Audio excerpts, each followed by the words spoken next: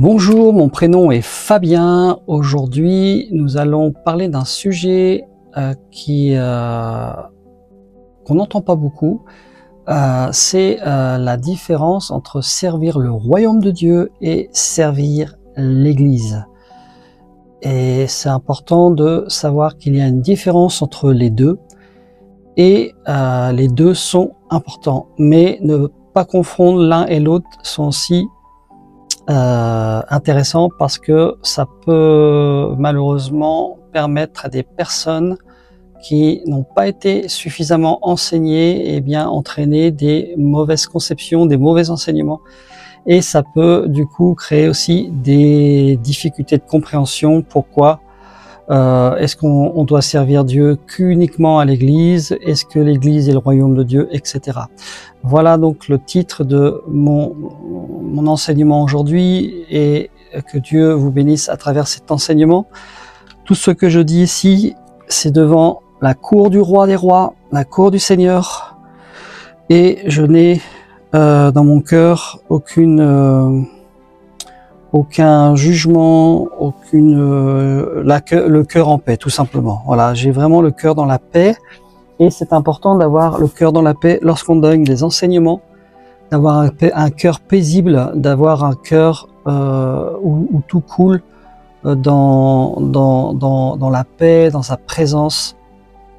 Voilà, que Dieu nous bénisse à travers cet enseignement, et j'espère que vous allez être bénis. Donc servir le royaume de Dieu ou servir l'Église, avec cette idée évidemment centrale que l'Église est un moyen et non un but en soi. Je répète, l'Église c'est un moyen que Dieu nous a donné, mais ce n'est pas un but en soi. L'Église, au sens où les gens le connaissent, et on va développer après, je vais développer après qu'est-ce que l'Église réellement. L'Église, beaucoup confondent l'Église aujourd'hui et confondent et pensent que l'Église c'est le royaume de Dieu. C'est un moyen pour servir le royaume de Dieu, mais l'Église elle-même n'est pas le royaume de Dieu. C'est Jésus-Christ qui est à la tête du royaume de Dieu, et c'est lui que nous devons servir.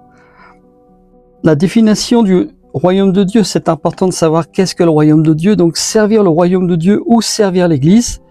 Et comme je le dis, les deux sont très importants. Les deux sont aussi importants l'un que l'autre, mais on voit des fois qu'il y a des dérives, et du coup des personnes qui peut-être comme moi ont vécu des moments de trouble, et des fois ils se retrouvaient dans des endroits et ils se demandaient qu'est-ce qu'ils faisaient là. Ce sont des choses qui m'est arrivé personnellement, et le Seigneur m'a montré après pourquoi. Et je vais peut-être vous en parler. Mais voilà comment on peut se retrouver dans des endroits où on pense servir Dieu, et on pense servir Dieu de toutes nos forces dans des endroits, alors que le Seigneur a beaucoup plus grand pour nous. Grand, pas dans le sens des grandeurs, mais le Seigneur a autre chose pour nous. Et il veut nous emmener surtout là où lui, il sait et il connaît ce pourquoi il nous a créés. Donc il sait ce qu'on fera le meilleur pour lui. Et comme je vous ai toujours dit, Dieu s'intéresse plus à notre cœur qu'autre chose. Et notre cœur est très important pour lui. Si dans notre cœur on n'est pas bien, dans notre cœur on est triste, dans notre cœur on a des moments de désespoir, ou des moments où on se pose tout un tas de questions, Dieu s'intéresse à ça, et s'intéresse vraiment à notre cœur avant toute chose. Donc c'est important de faire la différence, c'est vraiment intéressant de faire la différence entre servir le royaume de Dieu ou servir l'Église. C'est important de faire la distinction entre qu'est-ce que le royaume de Dieu et qu'est-ce que l'Église. Le royaume de Dieu, ce n'est pas une structure. La définition du royaume de Dieu dans la Bible, c'est là où Dieu règne sur la terre. C'est la réalité spirituelle dans laquelle Dieu règne dans les cœurs, les vies et les relations humaines, ici et maintenant, en attendant l'accomplissement total dans le futur. Donc je répète, une des définitions du royaume de Dieu sur la terre, il y a aussi la définition où Jésus dit que le royaume de Dieu c'est la justice, la paix, la justice, etc. Mais une des définitions que je peux vous donner, il y en a d'autres, le royaume de Dieu sur la terre, c'est la réalité spirituelle dans laquelle Dieu règne dans les cœurs. Donc Dieu règne dans les cœurs des personnes, les vies et les relations humaines, ici et maintenant, en attendant l'accomplissement total dans le futur. Qu'est-ce que ça veut dire en attendant l'accomplissement total dans le futur? On va en parler un petit peu plus bas et je vais pouvoir un petit peu développer cela. Une réalité présente aujourd'hui, c'est que Jésus a dit que le royaume de Dieu ne vient pas de manière à frapper les regards. Le royaume de Dieu ne vient pas frapper les regards. On ne dira point « il est ici, le royaume de Dieu, il est là, il est là, il est là, il est là ». Car voici le royaume de Dieu est au milieu de vous. C'est Jésus qui dit dans Luc 17, versets 20 à 21. Pour les gens qui sont incroyants, pour qu'est-ce que le royaume de Dieu? Ils savent pas, ils ne connaissent pas. Et sachez que le royaume de Dieu, dès l'instant où vous avez donné votre vie à Jésus, le royaume de Dieu vient habiter en vous. Donc le royaume de Dieu, il est en chacun des personnes qui ont accepté Jésus-Christ comme leur sauveur et leur Seigneur. Cela signifie que le royaume de Dieu est déjà présent là où Dieu règne dans les cœurs, c'est ce que je viens de vous dire, là où des hommes et des femmes vivent selon la volonté en obéissant à Jésus tout simplement. Il y a aussi des personnes qui ont une mauvaise conception de Jésus, ils voient Jésus avec, c'est imagé ce que je veux dire, mais Jésus avec les cheveux longs, des tongs, et puis Peace in Love et une guitare, ou un petit peu voilà ce que nos grands-parents ont pu connaître dans les années hippies, ce genre de choses. Mais en fait non, Jésus c'est pas du tout comme ça qu'il est, et Jésus c'est vraiment la porte qui nous amène au ciel, qui nous amène au Père. Et Jésus est l'amour, tout simplement. Le royaume de Dieu, c'est l'amour. L'amour, c'est le royaume de Dieu. On va en parler ensemble. Donc, une vie transformée par Dieu, le royaume de Dieu, donc c'est l'amour dans les cœurs des personnes. Le royaume de Dieu sur la terre se manifeste par la transformation intérieure des cœurs, par la repentance. La repentance, qu'est-ce que c'est? C'est de demander pardon à Dieu pour tous ses péchés et ne plus retourner dans ses péchés. La repentance, et on fait un tour total, et c'est comme si on balayait notre vie passée. C'est pas comme si on balaye notre vie passée et on a une nouvelle vie avec Christ. D'ailleurs, l'un des passages dans la Bible dit tout celui qui a donné sa vie à Jésus, les choses anciennes passées, les choses sont devenues nouvelles et toutes choses anciennes sont passées. Lorsque vous donnez votre vie à Jésus-Christ, les choses anciennes sont passées et toutes choses deviennent nouvelles. Donc le royaume de Dieu, c'est aussi la transformation intérieure des cœurs. Pourquoi la différence entre servir le royaume de Dieu et servir l'Église? C'est important qu'il y ait une description de qu'est-ce que le royaume de Dieu, une différence, et qu'est-ce que l'Église, pour bien faire la différence et que les gens arrivent à comprendre qu'est-ce qui se passe, pourquoi même des personnes ne comprennent pas, pourquoi ils peuvent très bien ne pas se sentir bien dans un endroit. C'est tout simplement peut-être, c'est pas là que le Dieu vous a appelé, ou vous avez une mauvaise conception, une mauvaise perception, ou un mauvais enseignement de qu'est-ce que le royaume de Dieu et qu'est-ce que l'Église. Donc la transformation, le royaume de Dieu, c'est aussi la transformation intérieure des cœurs par la foi, l'amour, le pardon. L'amour est très important. Le fondement du royaume de Dieu, c'est l'amour. Il n'y a rien d'autre plus fort que l'amour qui est en Dieu. Jésus-Christ Dieu a tant aimé le monde qu'il a donné Jésus-Christ pour nous, afin que quiconque croit en lui ne périsse point, mais qu'il ait la vie éternelle. La présence du Saint-Esprit en nous, ça aussi c'est le royaume de Dieu. Les actes de justice, la paix, la joie, vous voyez, toutes ces choses-là, ce sont le royaume de Dieu. Il est dit aussi dans un autre passage que le royaume de Dieu, ce n'est pas le manger et le boire. Ça se limite pas à des choses physiques où on boit, où on mange, mais c'est la justice, la paix, la joie, par le Saint-Esprit. Le Saint-Esprit vient habiter en nous et on peut commencer à développer les fruits du Saint-Esprit qui sont dans nos cœurs par la justice, la paix et la joie. Le royaume de Dieu aussi, c'est un royaume qui grandit. Jésus compare souvent le royaume à une graine. Souvent, je vous ai parlé de notre cœur était comme un jardin, comme un jardin, et Dieu plante des graines dans notre cœur, et il peut y avoir des bonnes graines comme des mauvaises graines.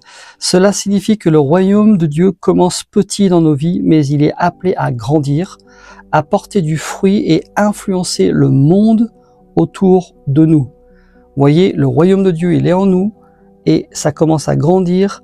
La joie, la paix, ces fruits qui sont décrits dans la Bible, tous ces sentiments intérieurs que Dieu donne de manière aussi surnaturelle par le Saint-Esprit en nous, eh bien, se fait connaître aux gens et les gens commencent à discerner des choses peut-être qu'ils ne voient pas ailleurs. Ils disent que lui, il y a quelque chose que je ne vois pas ailleurs. Et du coup, des fois, ça les interpelle et ça peut même les amener à poser des questions. Le royaume de Dieu est déjà là, mais pas encore pleinement manifesté. Ça aussi, c'est important de le dire que le royaume de Dieu, il est déjà là, c'est-à-dire qu'il est déjà dans notre cœur, mais il sera pleinement manifesté lorsque Jésus-Christ reviendra physiquement sur la terre. Là, on parle pas de l'enlèvement de l'Église, où les chrétiens vont être enlevés dans les cieux, on parle du retour de Jésus-Christ physique sur la terre, parce que beaucoup confondent entre l'enlèvement de l'Église, le retour de Jésus, et même dans certains enseignements, on entend, là, il parle de l'enseignement, il parle du retour de Christ, ou il parle de l'enlèvement, on ne sait plus. Le retour physique de Jésus-Christ, c'est différent de l'enlèvement de l'Église. Le retour physique de Jésus-Christ, c'est ce qui va permettre à Jésus à la fin, dans l'Apocalypse, comme disait quelqu'un, ce qui est bien dans la Bible, c'est que la fin, elle termine bien. Eh bien oui, Jésus revient sur la terre avec son Père, qui est déjà au ciel, pour manifester son royaume pleinement et son royaume sur la terre. Donc le royaume sera manifesté pleinement quand Jésus-Christ viendra physiquement sur la terre. Et c'est des étapes qu'il y aura. Donc pour l'instant, le royaume de Dieu, il est en chacun des chrétiens. Il n'est pas encore pleinement là, car le monde n'est pas encore entièrement soumis à Dieu. Le monde ne connaît pas encore Jésus-Christ. Il y a des personnes qui ne connaissent pas encore Jésus comme leur sauveur et leur Seigneur. Du coup, ça fait que le royaume de Dieu, il est que incomplet.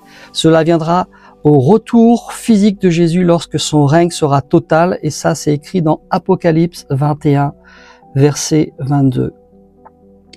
Le royaume de Dieu dans ta vie aujourd'hui, tu fais partie du royaume de Dieu lorsque tu as accepté Jésus, je vous l'ai dit tout à l'heure, comme votre roi, comme votre sauveur.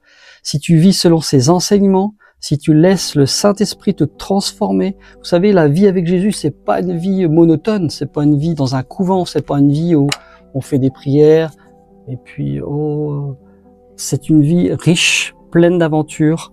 Parce qu'avec Dieu, il y a toujours des aventures et c'est une vie qui est excitante parce que avec Dieu, il y a toujours des choses nouvelles qu'on apprend. C'est pas une vie monotone.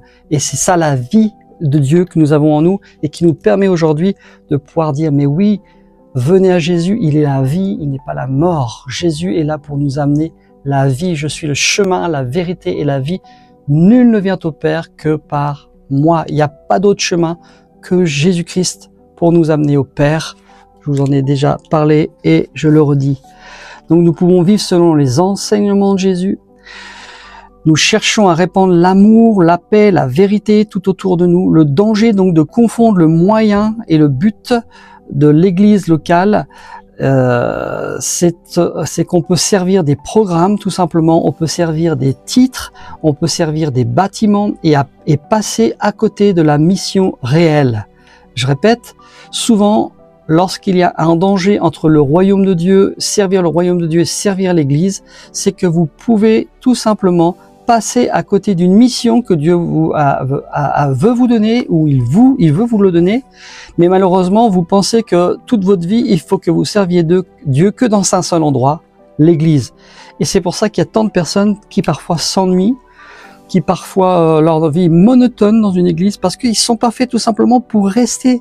On peut aider un pasteur, on peut entre frères et sœurs s'aider, faire partie d'un endroit que Dieu nous a donné, qu'on appelle l'église. Mais l'église, c'est aussi nous, comme disait et c'est pas que le bâtiment, mais c'est le bâtiment aussi. Dieu a permis qu'il y ait des bâtiments pour qu'on puisse se réunir ensemble et qu'on puisse avoir des communions fraternelles. J'aime bien mettre l'équilibre entre les deux parce que des gens disent « Ah ben l'église c'est les frères et sœurs ». Oui, c'est vrai, mais l'église aussi c'est des endroits où Dieu a permis que des endroits se fassent depuis que les chrétiens à Jérusalem, les premiers chrétiens ont commencé à vivre dans les maisons et après il y a eu des temples qui se sont construits. Eh bien tout ça c'est biblique et c'est la parole de Dieu qui nous enseigne que c'est important de se rencontrer dans des endroits. À l'inverse, dire qu'aussi le royaume de Dieu, le royaume de Dieu, c'est que l'Église. On doit aller qu'à l'Église, et que ça. C'est un déséquilibre et qui fait que les gens des fois ne savent pas et comprennent plus Personnellement, ça m'a fait ça longtemps et à un moment donné, j'ai tout fait et j'ai dit qu'est-ce qui va pas? Et après, le Seigneur a commencé à me faire comprendre par tout un tas d'enseignements et je dis d'accord, je comprends mieux pourquoi. Parce que tout simplement, Dieu ne m'avait pas appelé à rester dans une église locale pendant des années et à y faire, et Dieu m'avait appelé et Dieu m'a appelé à faire un travail à l'extérieur qu'en dehors d'une église locale tout le temps. Hein, il y a des personnes qui sont nées dans l'église, ils se marient dans l'église et ils meurent dans l'église. Et pourquoi pas? Il y a des personnes où Dieu vraiment leur a donné une mission et c'est vraiment d'aider que le pasteur et d'être avec le pasteur et d'être avec les frères et sœurs. Et j'en connais, toute leur vie sont restés dans la même église et c'est leur appel. Et moi je respecte ça. Si c'est ce que Dieu veut pour eux, et ben voilà, gloire à Dieu. Ce qui est le plus important, c'est de rentrer dans les missions, dans les œuvres que Dieu a préparées d'avance. Et ça, c'est important. Pourquoi? Parce que sinon, vous allez manquer le but de ce pourquoi Dieu vous a créé. Il nous a créé d'abord pour nous dire qu'il nous aimait. Il nous a créé pour guérir nos cœurs qui sont brisés. Aujourd'hui, vous entendez que ça. Vous voyez que ça, les cœurs qui sont brisés. Et Jésus l'a dit, je suis venu pour guérir ceux qui ont le cœur brisé. On est brisé par tout ce qui se passe autour de nous. On est brisé par les guerres. Les gens qui ont vécu des guerres, les gens qui vivent des guerres, les gens qui perdent des enfants, les gens enfin c'est terrible. Vous savez ce que c'est un cœur brisé. Il y a des drames qui sont tellement horribles et Jésus est venu pour guérir les cœurs brisés.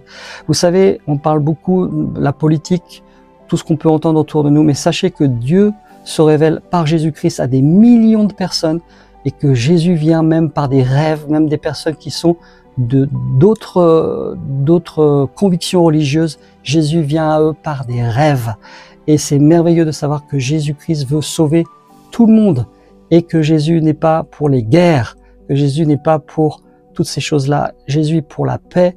Jésus n'est pas pour les guerres. Les guerres, c'est malheureusement à cause de la dureté de notre cœur que nous-mêmes nous en sommes arrivés là. C'est un choix que nous avons fait, mais c'est pas le choix de Dieu que nous vivons des guerres. Le piège du fonctionnement religieux se perd dans les organisations. On peut servir donc des programmes, dans l'église, on peut servir des titres, dans l'église, on peut servir des bâtiments et passer à côté de la mission. C'est ce que je vous disais tout à l'heure. Le piège du fonctionnement religieux se perd dans l'organisation et oublier la vision du royaume de Dieu.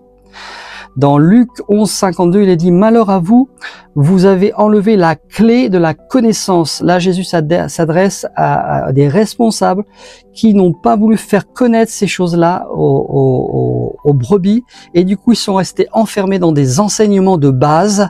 Et toute leur vie, ils ont vécu que dans ça. Et malheureusement, ça a pas fonctionné pour certaines personnes qui sont parties.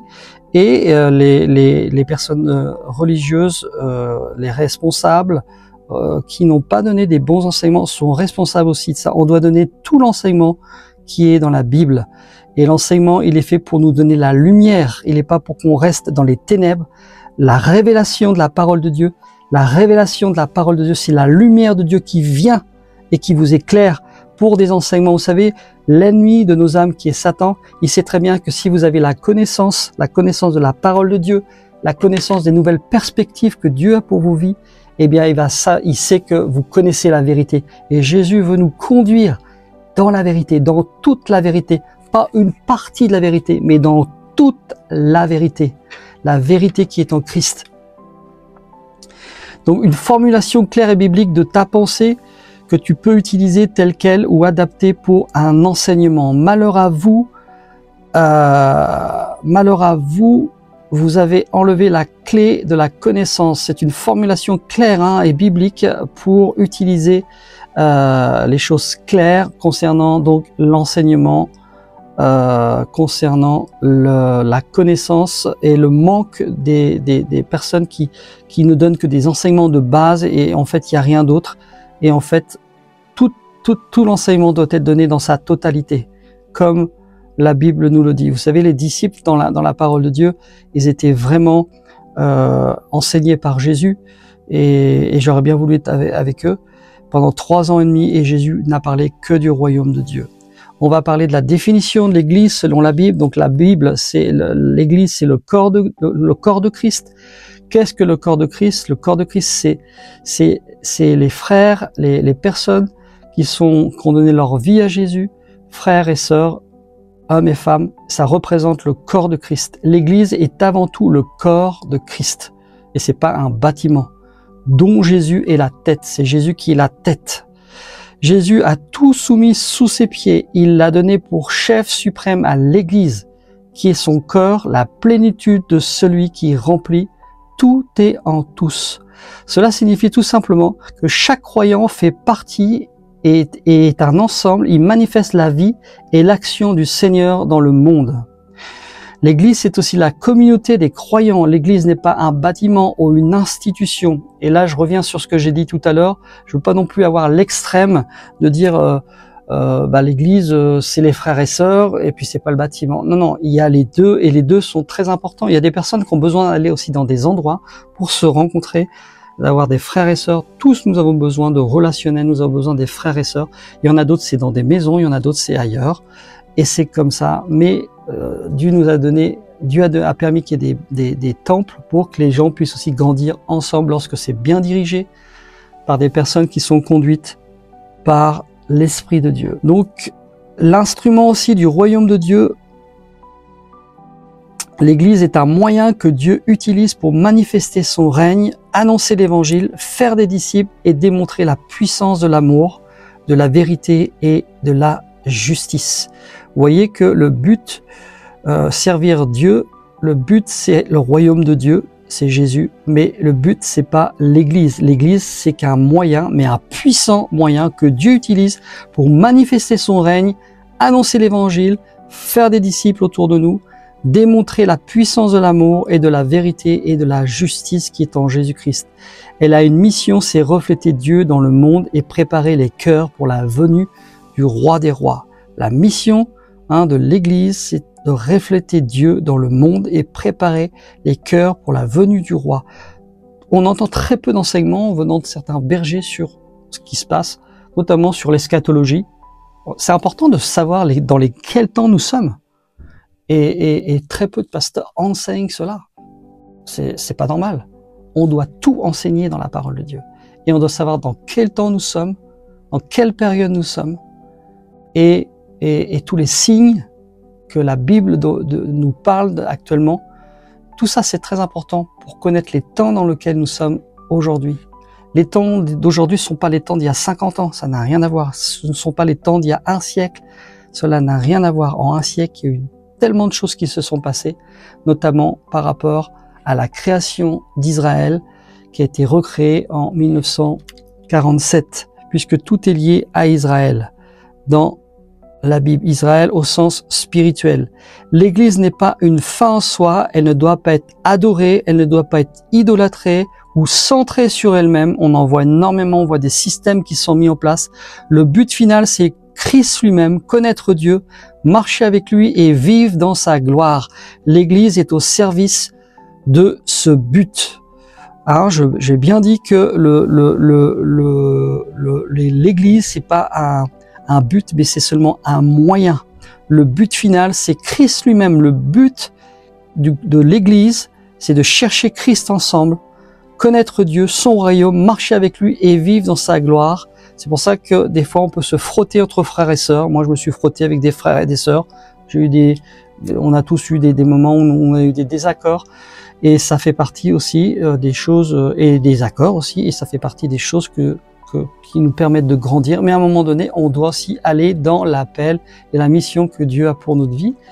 Et ne pas rester seulement au même endroit si vous n'êtes pas appelé à rester au même endroit. Car de lui, par lui et pour lui sont toutes choses en Jésus. À lui la gloire dans tous les siècles des siècles. Amen. Un diagnostic personnel qui peut vous être dit: à quoi êtes-vous attaché? Est-ce que vous êtes attaché à une institution? Est-ce que vous êtes attaché à un titre? Pasteur, apôtre, évangéliste, enseignant, docteur? Est-ce que vous êtes attaché à des habitudes?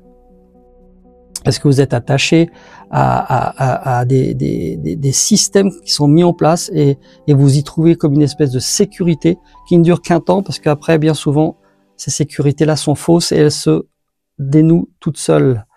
Le résumé un petit peu, donc le diagnostic personnel, la question que on peut se poser, c'est à quoi suis-je attaché? Est-ce que je suis plus attaché au pasteur? Est-ce que je suis plus attaché aux frères et sœurs? Ou est-ce que je suis attaché à Dieu et à ma relation avec Dieu et à ce que Dieu veut que je fasse ou pas? Tout simplement, Dieu veut qu'on ait une relation avec lui. C'est le plus important, une relation d'amour. Il y a des fois où vous aurez des relations plus profondes, d'autres moins profondes, mais ça ne veut pas dire, vous savez, le ressenti. Il y a aussi des personnes qui marchent beaucoup par le ressenti. Je ressens là la présence de Dieu, là je la ressens pas. Vous savez, des fois on peut prier et pas ressentir spécialement la présence de Dieu, et pourtant la présence de Dieu est en nous et elle est en nous. Donc des fois c'est par la foi aussi qu'on prie et qu'on adore Dieu sans pour autant ressentir spécialement des choses particulière. Le résumé que je pourrais vous donner, c'est que l'Église est le corps de Christ, une communauté vivante de croyants et un instrument puissant au service du royaume de Dieu. Elle n'est pas le but ultime, mais un moyen par lequel Dieu agit pour sa gloire. Et ça, c'est vraiment intéressant de bien comprendre la différence, que l'Église n'est pas le but, c'est simplement le moyen. Le but, c'est toujours servir le royaume de Dieu, et c'est Jésus-Christ. Je vous ai fait un petit enseignement, un enseignement sur le royaume de Dieu. On aurait pu continuer sur l'Église, et je vais terminer par une histoire qui veut dire beaucoup de choses et qui est intéressante. Donc c'est l'histoire d'un homme qui s'appelait Jean. Jean était un homme passionné par Dieu, converti depuis peu. Il s'est tout de suite investi dans son église locale. Très vite, il s'est retrouvé à tout faire. Installer les chaises, il s'est retrouvé à chanter dans la louange, accueillir les nouveaux, organiser les repas, gérer les réseaux sociaux. Il ne disait jamais non. Il croyait que plus il servait l'église, plus il servait Dieu. Et ça, c'est un piège, vous voyez. Plus il servait l'église, plus il servait Dieu. Voilà le piège dans lequel il ne faut pas tomber. Les personnes croient que quand ils vont servir que dans une église, ils vont servir Dieu toute leur vie. Et c'est que dans cet endroit-là que vous pouvez servir Dieu. C'est un mensonge. Mais avec le temps, Jean commença à s'épuiser. Il ne priait plus, ne lisait plus sa Bible que pour préparer des réunions. Et sa famille souffrait de son absence constante.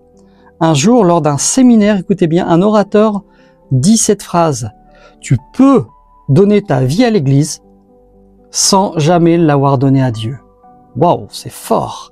Tu peux donner ta vie à l'église sans jamais l'avoir donnée réellement à Dieu. La fin de l'histoire, c'est que lorsqu'il a entendu cela, à partir de ce jour-là, Jean fit un choix radical. Il a réduit ses activités, il a pris du temps pour se recentrer sur sa relation avec Dieu, avec Jésus-Christ, avec le Saint-Esprit. Il retrouva une vie de prière normale. Il se remit à servir, non pas pour remplir un agenda, mais pour obéir à Dieu, guidé par l'amour. La morale de cette histoire, c'est que servir l'Église n'est pas mauvais en soi, mais cela ne doit jamais remplacer le fait de servir Dieu lui-même avec un cœur dirigé par le Saint-Esprit dans une relation vivante et personnelle. L'Église est un moyen, est un outil, mais pas le but final. Je terminerai pour dire que souvent, les personnes tombent, et je suis tombé dedans lorsque j'étais beaucoup plus jeune, et j'avais tellement à cœur, et on m'avait enseigné comme ça, je voulais tellement servir Dieu, donc j'ai servi le Seigneur dans différents postes, là où j'étais, et dans différents endroits. Mais à un moment donné, Dieu m'a sorti de ces endroits pour me dire non, maintenant c'est plus le temps. Et je peux vous dire que ça a été dur parce que je me ramassais des claques, je prenais des portes sans arrêt, et je comprenais pas jusqu'au jour où j'ai abdiqué. J'ai dit Seigneur, je ne comprends plus rien à mon chemin. C'est toi qui me dis. Et Dieu m'a frayé un chemin. Et là, j'ai compris que Dieu avait un autre projet pour notre famille. Il avait un projet pour notre famille. Et c'est ce à quoi Dieu m'a appelé depuis petit. Et certainement Dieu appelle beaucoup de personnes lorsque vous allez écouter ce message. Et puis peut-être vous vous sentez étriqué là où vous êtes. Alors peut-être simplement vous avez ce sentiment. Une fois j'avais dit à un mentor, pas un menteur, un mentor. J'avais dit à un mentor, eh bien, écoute, j'ai l'impression de ne pas être à ma place. Et effectivement, c'est ce qui s'était passé, puisqu'après, j'ai quitté l'endroit et j'étais pas du tout à la place. Et le Seigneur, lorsqu'on lui fait confiance, lorsqu'on a une relation d'amour avec lui, vous avez vu, la fin de l'histoire, c'est que tout devait être recentré sur la relation avec Christ. Est-ce que vous êtes plus recentré sur votre relation avec Christ, sur l'amour que vous avez pour Dieu, sur ce qu'il demande que vous pouvez faire, plutôt qu'à ce que votre responsable, pasteur ou autre peut vous dire? Est-ce que vous êtes attaché plus à un pasteur, je l'ai été, qu'à Jésus? Vous savez, ce sont des choses qui peuvent même blesser le cœur de Dieu, parce qu'on est plus attaché à un pasteur qu'à Dieu. Waouh! Un pasteur, c'est imparfait. Comme moi, je suis imparfait. Comme tous, nous sommes imparfaits. Et automatiquement, comme je l'ai déjà dit, on est imparfait et on peut décevoir. Un berger va toujours vous amener vers Dieu. Et comme je l'ai lu là tout à l'heure, pour terminer, on est là lorsqu'on est dans une église. L'église, c'est le moyen pour former des disciples, pour amener les personnes à rentrer dans la mission à laquelle Dieu les a appelés. Voilà ce que je voulais vous dire. Et je terminerai encore pour dire que je ne suis pas contre le fait qu'il y ait des églises, bâtiments, bien au contraire. Dieu veut qu'on ait des endroits où on peut se réunir. S'il y a 100 membres, vous n'allez pas vous réunir dans une maison où il y a 100 membres, sauf si votre maison, c'est un château. Faut pas être bête. Quand je dis ça, faut pas être bête. Dieu nous a donné l'intelligence pour comprendre que il y a eu des bâtiments parce que c'était plus tenable dans des maisons. Voilà ce que je voulais vous partager aujourd'hui. J'espère que vous avez bien compris la différence entre le but, entre l'Église qui est un moyen et non un but. Le royaume de Dieu, c'est le but c'est Jésus-Christ. Et le but, c'est votre relation avec Dieu. Et vous découvrirez dans votre vie la mission à laquelle Dieu vous a appelé. Ça peut être tout un tas de choses. Après, c'est Dieu qui vous révélera. Voilà, que Dieu vous bénisse. Je vous dis à bientôt. Shalom, Fabien. À bientôt.